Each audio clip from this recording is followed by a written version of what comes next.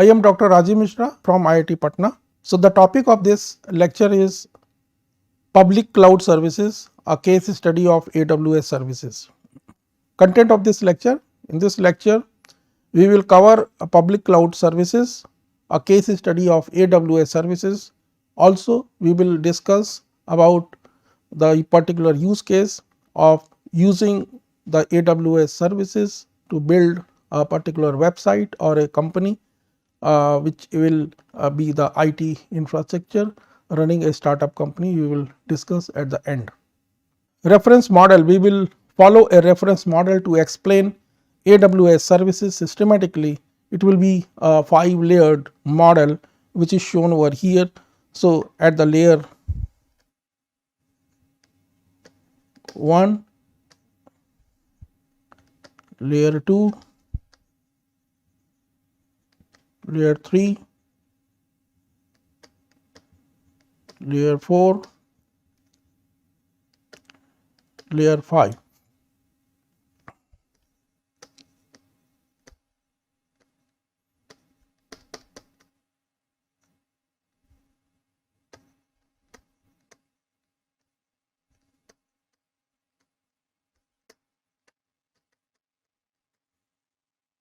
So, therefore, all the services AWS which offers as the public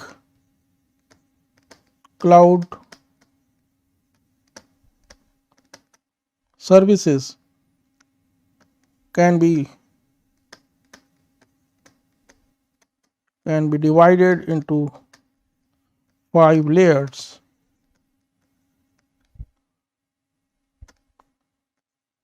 to completely understand AWS or any other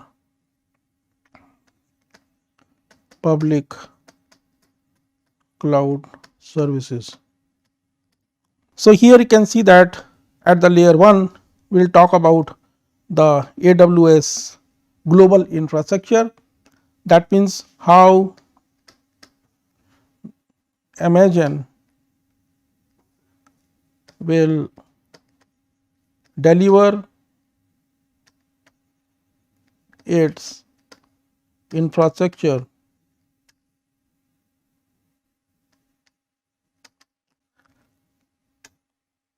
So, to understand this Amazon's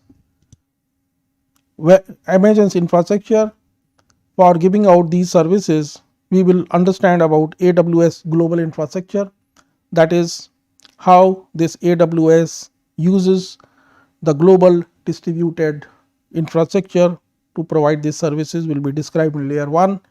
Layer 2 will be how AWS network these global infrastructure and what are the different networking virtualized services which are being provided for different use cases. Third is about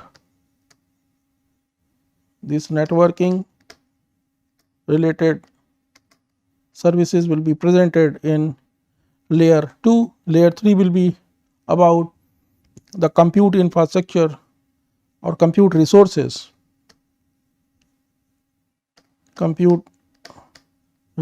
such as compute, storage and database services through AWS, then various application services,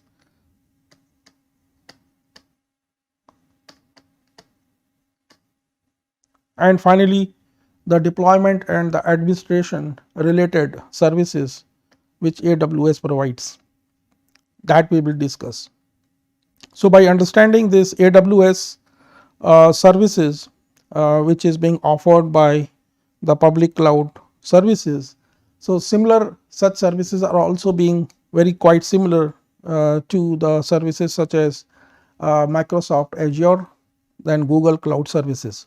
So, having understood one such case study of AWS, you will be able to understand how the other public cloud services are available, and any of them can be used to build this cloud edge architecture or reference model that is collaborative cloud edge system. Now, as we have already pointed out that the edge computing mimics the cloud services. So, the functionality of all the services which are available, most of them which are available by the public cloud are also available at the edge computing in some form. So, we will see that understanding the public cloud services, you will also be able to know how the edge computing will grow. So, let us see about the global infrastructure of AWS. So, this is the first layer, AWS global infrastructure. You can see this world map. This world map shows different blue spots at different places in the world, and they are called the regions. So, regions are the technical term which is used by AWS to name its data centers or the collection of data centers. They call it as the regions. So, regions of AWS means that an independent collection of AWS resources in a defined geography, and you know that these blue spots are nothing but the collection of AWS resources in these geographic location. So, this will become the solid foundation for meeting the location dependent privacy and compliance requirement. So, for example, if these regions are present in some part of the country, let us say that near close to India, maybe Singapore or some other place, then obviously the location based services which requires a close proximity where the entire data is to be stored by AWS, maybe user can give the preference to a site which is very close to that particular nation or the country, and also that particular country which has the commitment or a trust to make the privacy and compliance requirement enforcement very strictly. So, these are some of the importance of these regions of AWS. So, another important thing is within the regions there are availability zones. So, these availability zones are designed as independent failure zones, meaning to say that to avoid a single point of failure, there is a possibility, there is a way that is called replication. So, the same data is replicated at more than one sites, so that if one site is failed, then it can continue serving or giving that particular service is called availability. So, availability that is provided through the availability zones. So, within the regions there are availability zones. So, that means that within a particular region, for example, if a particular data center or the region, let us say India. So, within the India at different places these availability zones are being created, and for the example of availability zones is nearby cities and their data center or their the data centers are networked together using trusted and high bandwidth network. So, these availability zones are designed as independent failure zones. So, physically they are separated with a typically a metropolitan region. And finally, there is a thing which is called the edge location, which is a part of AWS global infrastructure. So, edge location is to deliver the content to the user with a lower latency. For example, if let us say that the region and the availability zones are very close to India, and that is the nation, but as far as if the contents which are being accessed or is created by let us say the users in India, so they have to be now then an alternative way is to provide the edge locations. So, edge locations are to deliver the content to the end users with a low latency. That means the POP location or a cache locations are called edge locations. So, this is a global network of edge locations and it supports the global DNS infrastructure, and these services are called Route 53 and CloudFront CDNs, that is content delivery network.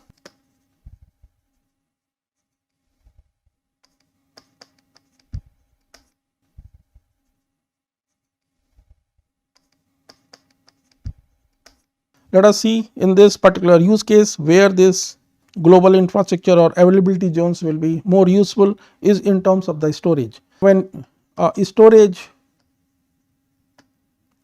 as a service is a cloud service when it is taken by the user pay as you go model. That means it uses the users want to use this service to store their files, media files and so on, or a large data set files. Now this particular storage as a service, to make this contents available to the user at a low latency, what they will do, they will now complement this service or storage with content delivery network. So content delivery network means that if the user who is sitting in India, let us say State Bank of India, is now creating a particular content and the users of that particular service is going to use it, then to make this particular services make available at a low latency, it will be complemented with the content delivery network. Content delivery networks are the cache locations created beyond these regions and availability zones, very close to the user site. They are called edge locations. Sometimes the concept of edge computing is also involved in content delivery networks.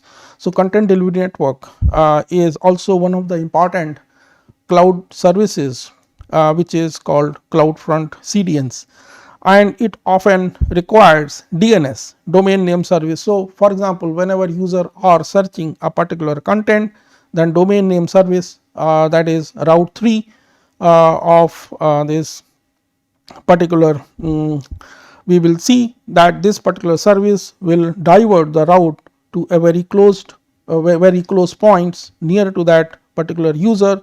With the help of this cache location, this lower latency is achieved. So let us see that this global infrastructure often brings into important concept of a global footprint. So for AWS, if you can see that it is available to make its services available, so it has to provide the availability in terms of regions and availability zones and the edge locations across the globe. That is called a global footprint. So for example, AWS is available today in US, Brazil, Europe, Japan, Singapore, Australia and China. So additional regions are created in UK, Canada, China, Ohio, and there are many more to expect in further period of time. And this particular global presence is giving these public cloud services to the users across the globe. Now over 1 million active customers per month, you know, that require these kind of services across 190 countries. To give this massive public cloud services without any restriction on a on-demand access, therefore it requires a global presence. Similarly, let us see that not only 1 million active customer per month across 190 countries, but several 2,300 government agencies are also accessing through this global presence. Similarly, the 7,000 educational institutions are also accessing to support these large number of varied users. So AWS provides its global infrastructure in form of 13 regions which are spread across the globe. So you can see that with the orange dots, so these are 13 different locations. So you can see that these are the regions which are spread across the globe, and you can point out that 13 different regions are there. That means 13 different locations across the globe are shown here in this world map. Besides 13 regions, there are 35 availability zones and many more will be coming soon, and there are 56 edge locations. So you can see that the entire globe AWS, to give the AWS services, will have this kind of global footprint or presence. So it is not only AWS, but any other public cloud provider like Microsoft Azure or the Google Compute Engine, GCE, all of them will also has similar kind of global infrastructure, and therefore they have the global presence. Now AWS Global Datacenter, if you talk about the same thing we have already explained, let us see in this particular word map that AWS Global Data Centers are present in 20 different regions, and 61 availability zones will be there in those regions. And besides these availability zones and regions, there are 158 different edge locations, and there are 11 regional caches which are providing 130 plus services. So, we will be looking about what these AWS services as a part of this particular lecture. What are these 130 plus services, how they are. Since to explain all of them, we have given here in the form of reference model. So, this reference model will explain these 130 plus services which are packed into these different layers, and these services are provided or is being supported with the help of different regions, availability zones and edge locations and regional caches. So, all of them together will be used to give these kind of services. So, these are AWS services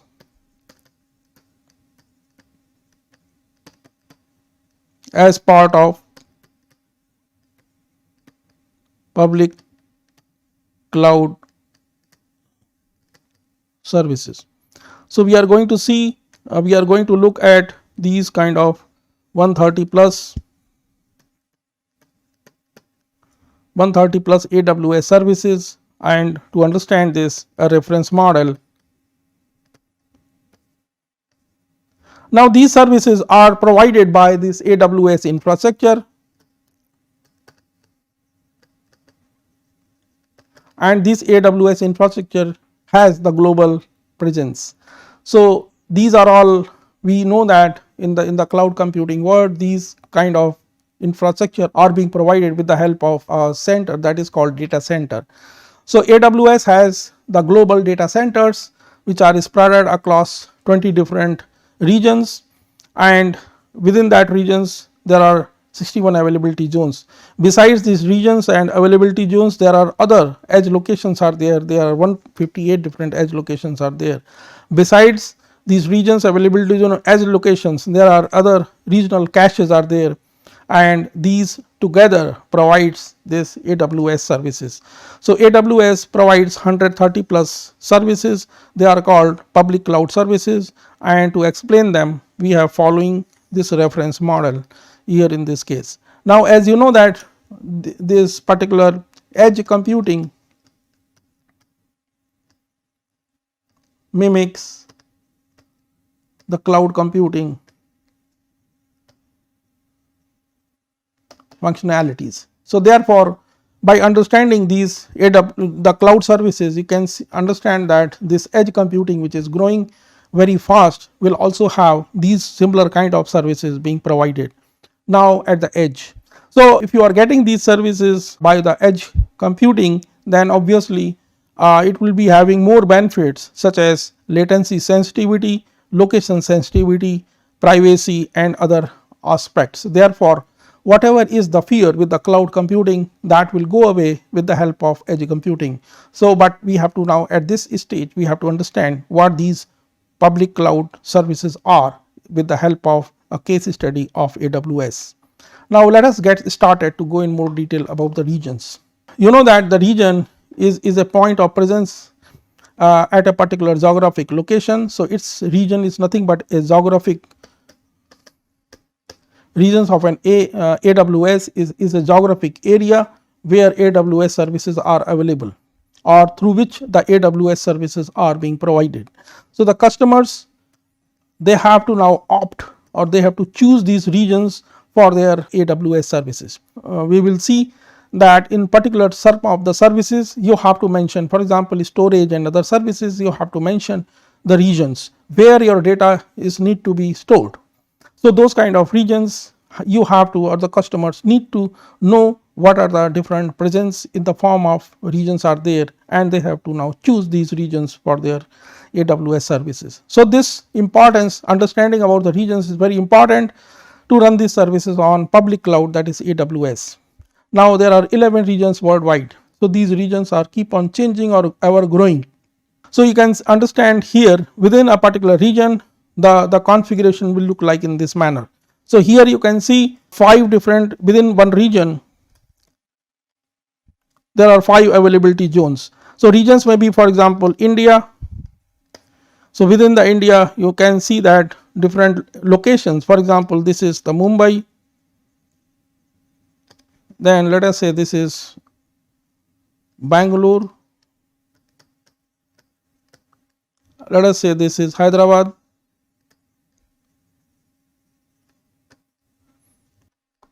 let us say this is Chennai, or let us say this is again Mumbai, or let us say this is again Bangalore. Within this particular region, let us say India, you can have multiple availability zones or many availability zones. So, this is called a region. This is one region. So, you can see that there are 11 or 12 different regions which are being operated, and this availability zones are having complete full-fledged data center. So, these data centers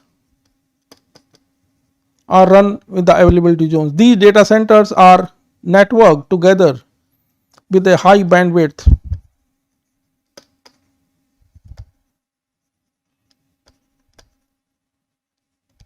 and they are all connected in a mesh.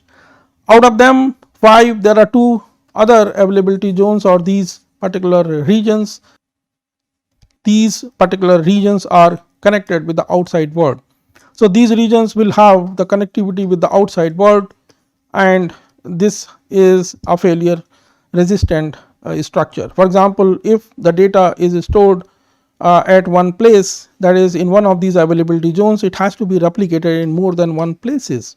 So, if let us say this availability zone has a failure, then still you keep on continuing getting the data. Therefore, this particular architecture of the distributed form of availability zones then will make the services available all the time. So, this is an example of again AWS. You can see that out of 13 AWS worldwide, there are different AWS regions. So, these AWS regions are or has multiple availability zones within it, and these availability zones are connected with the redundant paths. You can see that there are many ways of reaching this availability zones from here or from any other places. There are many redundant paths are there. So, these transit centers are used to connect to the private links to the other AWS regions. Private links are there to AWS direct connect with the customers and internet through peering and the paid transits. So, these are the points by which whenever you type www.google.com, so maybe that if that web page is kept in one of these places, then these are the transit. Through the transit point, it will go inside the data center, and inside data center a particular server which will be serving this kind of services. So, instead of google.com, maybe let us say that uber.com or some other services when you type. So, it has to be or it will be serviced by these availability zones or the servers within it.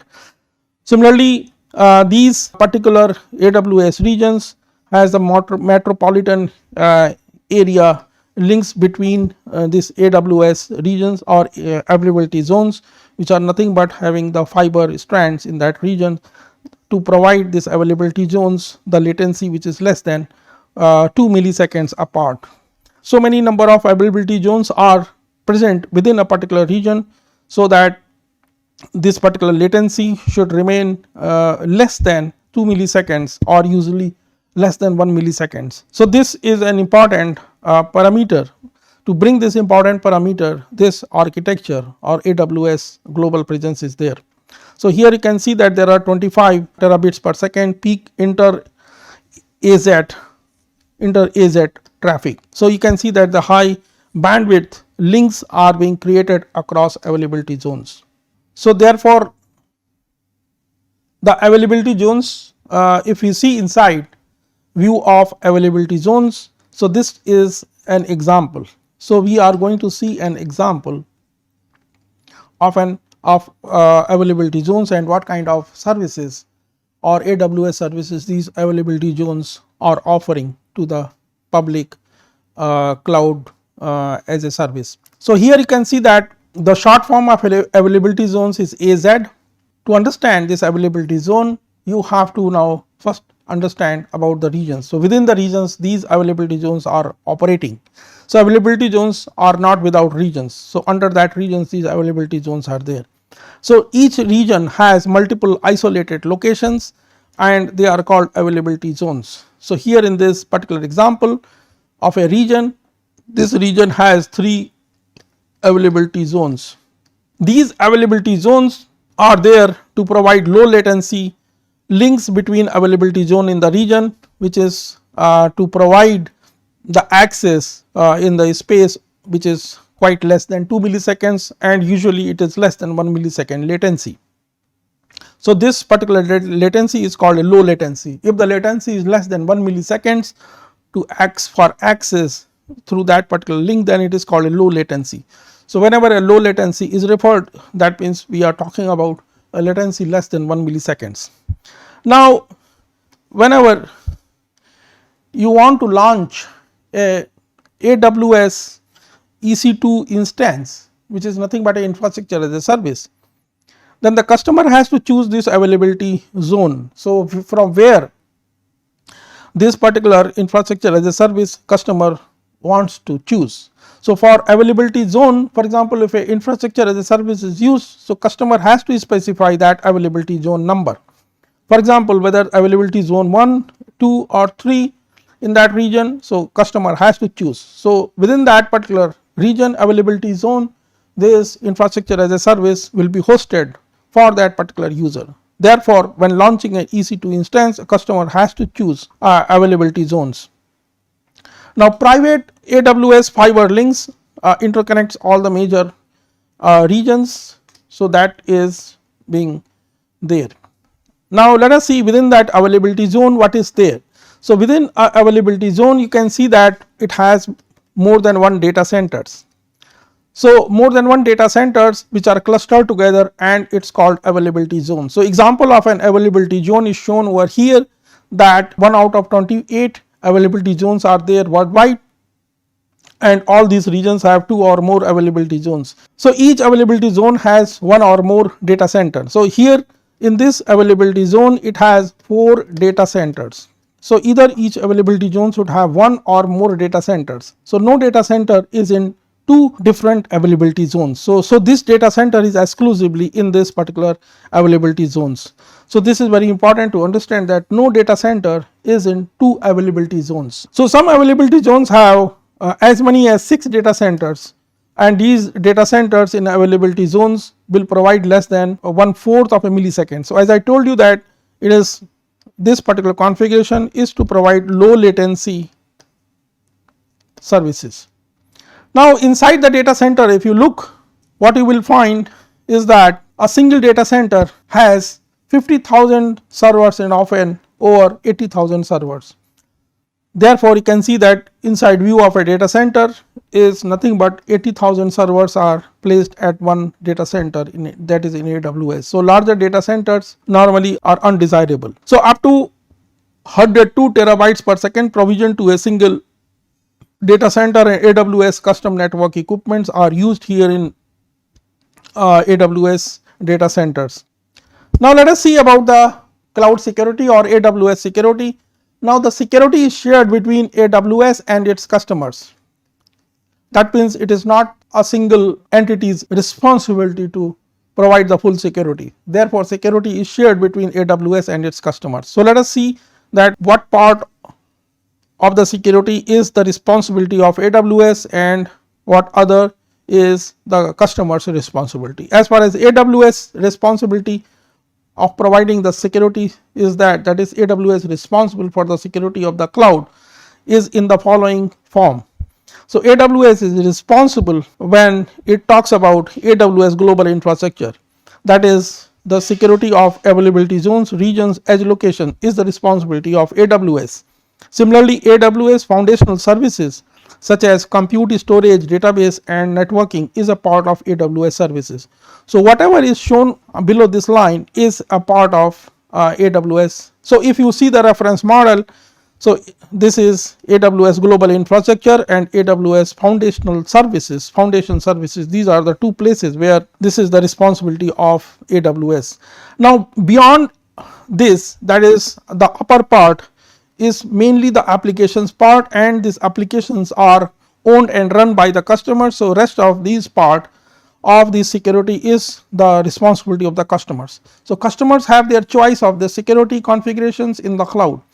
So, therefore, as far as the clients are concerned or customers are concerned, they are responsible for the client side data encryption, server side data encryption, network traffic protection, operating system, network, firewall, platform, applications, identity and access management, customer application and contents are all are the responsibilities of the customer as per the security is concerned. So, let us see about the networking services. So, the networking services, if you see in that reference model, there is a network services. So, network services which AWS provides is called as virtual private cloud. So, virtual private cloud is the networking services. So, let us understand virtual private cloud. Virtual private cloud is a logically isolated section of AWS cloud. Virtual networks are defined by the customers. So, when launching the instances and other resources, customers place them in this virtual private cloud. All the new customers have the default virtual private cloud. For example, the client requires its services in the form of infrastructure as a service EC2. It will place it into availability zone, let us say 1 of a particular region, and rest other EC2 are placed in availability zone 3. Now, this particular different EC2 instances, EC2 if you understand, it's a virtual machine. So, virtual machines, you know that if you have the virtual machines or a physical machine in your company, then they must be networked together, otherwise isolated form of machines is of no use. So, how do you create the network on a virtual network using the AWS services? So, this is called virtual private cloud. So, once you have this EC2 defined, then the networking of this part is done using the virtual private cloud. So, again I am repeating this logically isolated section of AWS cloud, that is virtual networks are defined by the customers. So, customers has to define this virtual private cloud for the security of their services or applications when they are doing it. So, when launching these instances and other resources, customers place them in a virtual private cloud, and all whenever a new customer joins its services, it will be now have a default virtual private cloud. Again, let us go in more details about the networking part of that layer. So, you can see where the networking part of the layer is. Layer 2 talks about the networking services, networking of an AWS services which it provides to the customers.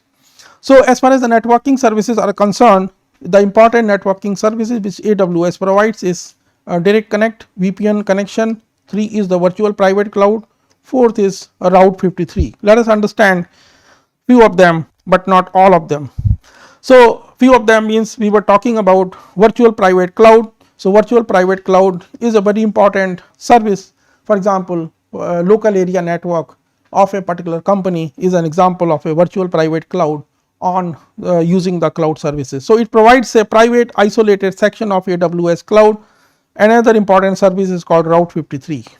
So, Route 53 is a domain name system DNS on the cloud. For example, if you are running your services, your web server or your website hosted on these virtual machines or EC2 systems which are connected using virtual private cloud, then to reach or to access these services you require a DNS. So, DNS also is a service which the AWS will provide, and this is called Route 53. So, Route 53 is a highly available scalable domain name system. So, networking services are categorized in these different forms. So, the AWS cloud provides these networking services which we have explained here in the reference model. Now, let us go above in all these. So, regions, again let us revisit that regions and availability zones together. So, we have shown you the presence of regions, which is nothing but an independent geographic area. Availability zones is a multiple isolated locations. So, that we have already explained, and the data centers are within that particular regions. So, you can see in this particular example that this is the region, this is the independent geographic area. Within that regions there are availability zones. Within the availability zones there are data centers.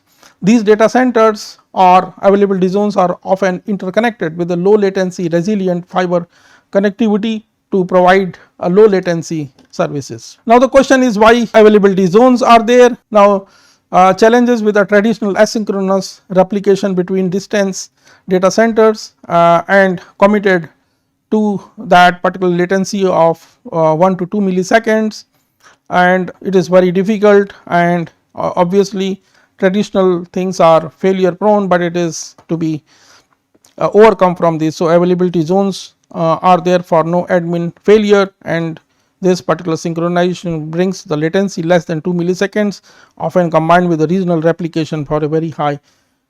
So, this is the use case that if let us say that otherwise such a long distance will incur the latency to the tune of 20 milliseconds, but with the help of the AWS regions, AWS with the help of regions, availability zones and their data center classification and networking, this particular availability zones is less than 2 milliseconds.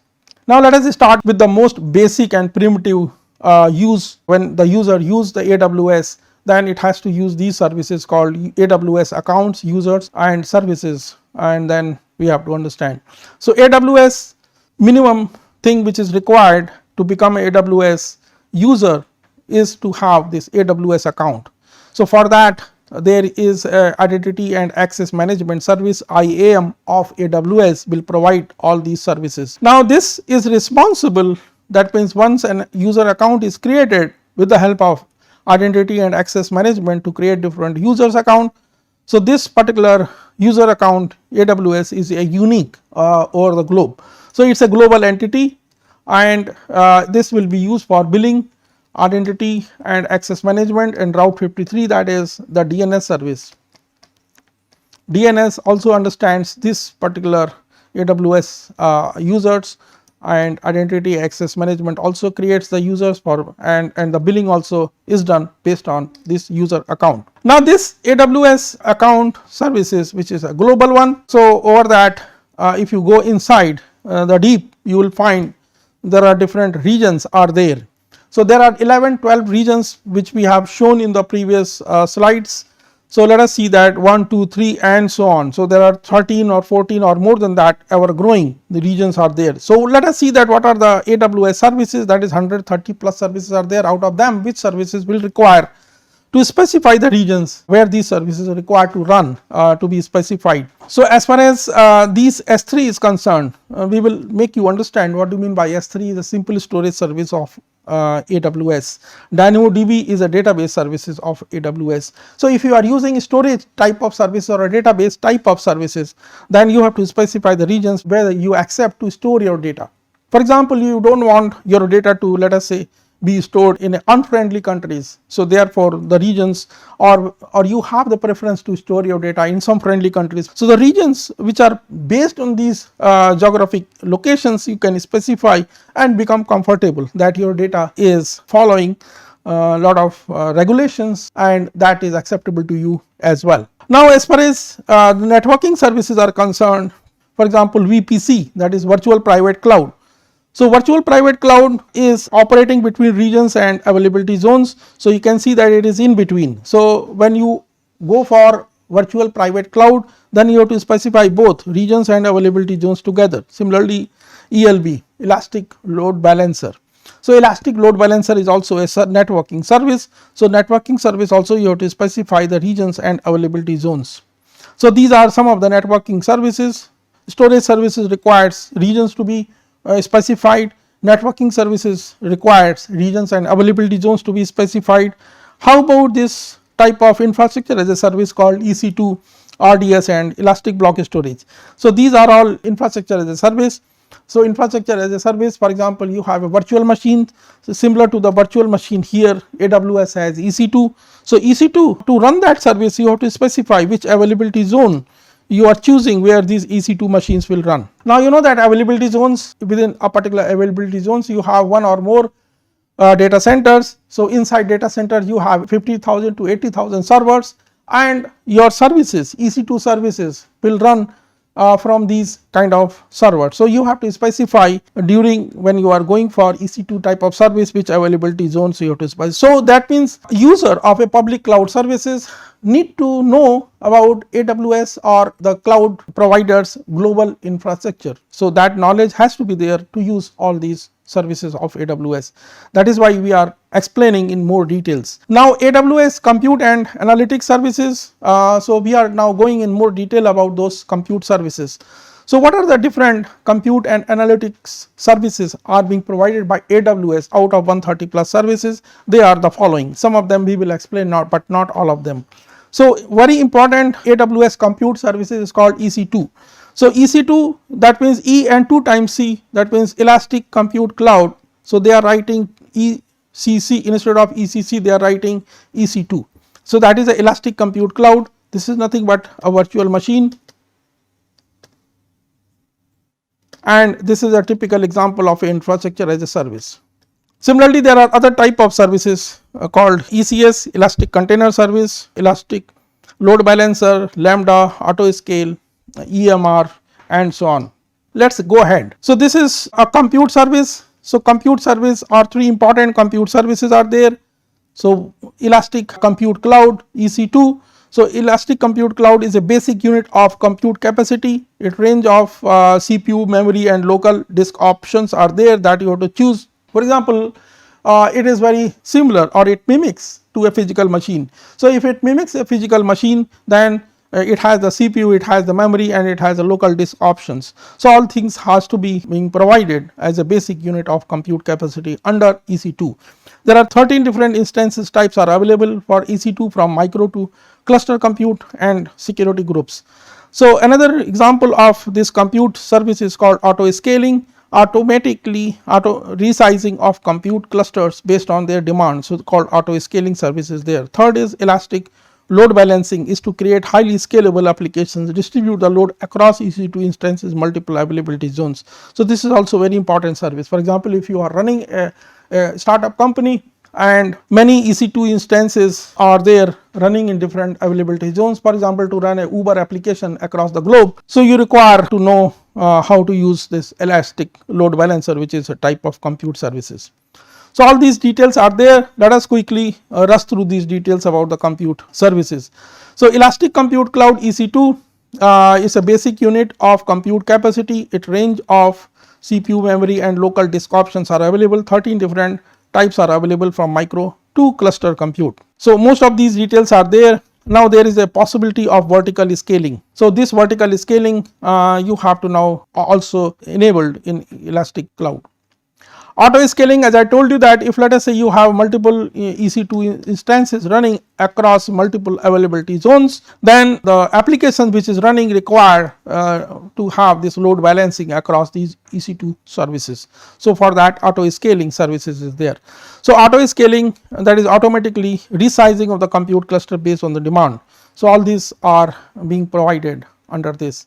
Elastic Load Balancer, for example, when load is entered from the customer, for example, if it is www.amazon.com, which is nothing but an e-commerce site. E-commerce site means multiple users simultaneously want to buy the online shopping, then in that case, you know that to have this load equally balanced across different EC2 instances running across multiple availability zones, auto scaling, that is Elastic Load Balancer is there.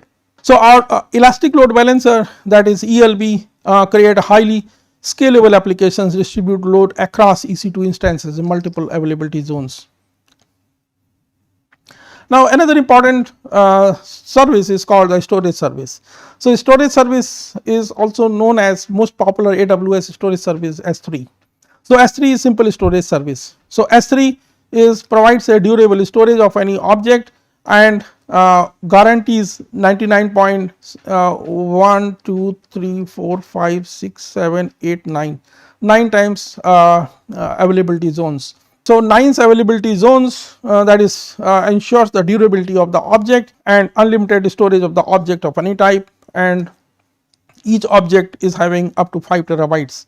So, elastic block storage is another type of storage service which is being provided, but it is used with EC2 instances. So, this is a high performance block storage service 1 GB to 1 terabyte in size.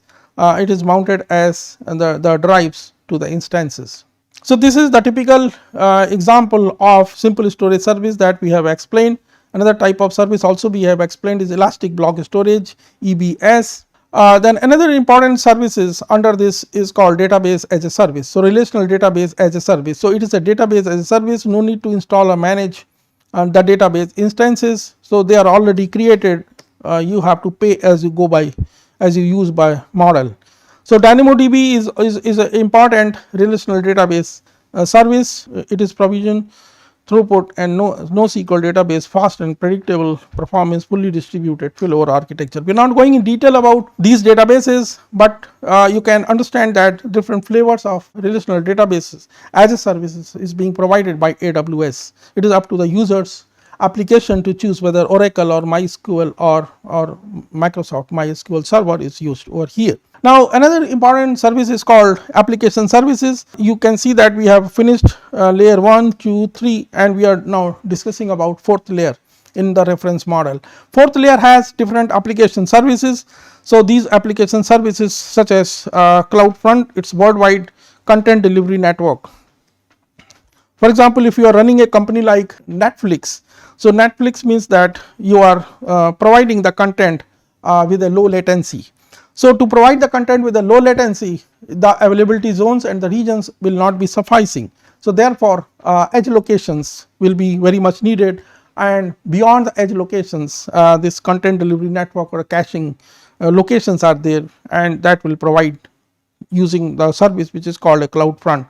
So, easily distribute the content to the end user with a low latency and high data transfer speeds and no commitment. So, lot of startup companies are now are there and they are using this kind of cloud service. So, CloudFront we have already covered. So, now the next type of service is called deployment and administration. So, finally, the 5th layer is a deployment administration layer. In this, let us see what are the different services are available. The different services are the elastic bean stack, cloud formation, identity and access management. Most important is identity and access management, IAM, which I have told you that this is a global service. So, it provides the granular control of user rights with AWS, automated granting of AWS access rights. All these things is done over by this deployment and administration services. So, again we are repeating some of the important public cloud services which are being provided are storage and database services on different forms, network and management services that we have also explained, application and deployment services, then deployment and test environment. So, that means using these AWS public cloud services, one can create its own virtual company on the network without upfront buying all these different IT infrastructure. Most of these companies can do the big data also using these different AWS services which are available. They can do the high performance computing, create the HPC infrastructure for their company, that is the virtual in nature. Storage and backup and archival services also can be created in the company. Disaster recovery services also can be created in the company. These companies also can create web, mobile and social app through these kind of services. And let us now understand that a particular startup company, let us say FB.com, earlier used to buy all these different type of IT infrastructure to run this FB.com. So, what is this FB.com? What this company has to do? It has to create a private network of different servers called web servers, application servers, relational database, and then it has to buy the load balancer, and then inside that it has to deal with different media files, and media converters. It requires doing lot of business intelligence. For that it requires to buy a lot of storage and so on. That is, it has to create data warehouse, NoSQL database, DBMS and so on. So, all these things is required to run this IT infrastructure to provide two types of services. One is content delivery network, that is the caching to the web. So, the users who are accessing that company through a web browser, it has to be provided with a low latency content through content delivery network. If a user is accessing this application or a company using mobile phone, then also it has to go through this content delivery network. But these kind of media files requires the converters. For mobile phone it is different, for web browser it is different, then it has to now interface with message queues, email and so on. So, that means if a company is owning its own IT infrastructure, it requires a huge investment. Not only that, it requires a lot of IT manpower to manage it, and that particular company will become lost in all these things besides running their actual application or business. Instead of that, lot of new startup companies are there. Without investing so much in the IT infrastructure, they can use the cloud services and build it. So, this is the typical example, that if the same company is running with the help of 130 plus public cloud services, it can now run without such prior investments. For example, these web servers are nothing but the EC2 instances of AWS. The load balancer is nothing but ELB service, and then RDBMS, RDS and DynamoDB services will be there. And then if let us say it is a mobile phone, then the content delivery network will be provided in the form of edge locations. This is the data warehouse called Redshift, and business intelligence is Athena, and so big data is in the form of Kinesis, and storage is in the form of S3 buckets. So, everything that is now being provided as AWS services. That is why these public cloud services are very much in need, and in the cloud edge type of environment, these services are very much needed. Why? Because this edge locations, they have to decide what kind of cloud services it requires, whatever is not available in the edge. So, these type of cloud services are now shifting to run very close to the user devices called edge locations. So, edge computing is becoming more and more important these days because of many advantages which we have seen, and explaining these public cloud services is very relevant for the edge computing. So, that you will see that the developments of edge computing will bring into these services to run in the edge locations. Thank you.